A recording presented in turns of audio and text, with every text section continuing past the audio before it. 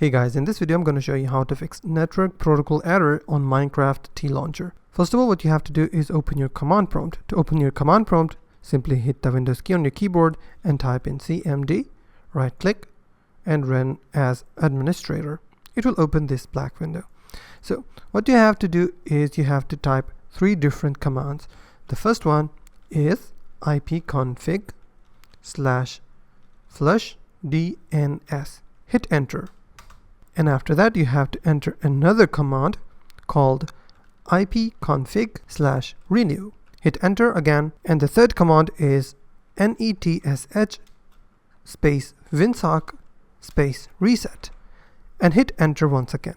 After you have typed all of these commands, you have to close your command prompt, and before restarting your PC, what you have to do is type in your Windows key again on your keyboard and type in control panel. It will open this window. Go to Network and Internet, Network and Sharing Center. From here you will see your connections. If you're using an Ethernet, you will see Ethernet here, and if you're using an Wi-Fi, you will see Wi-Fi connection here. Whatever option is here, you have to select that. It will open this window. Click on Properties. It will open another window.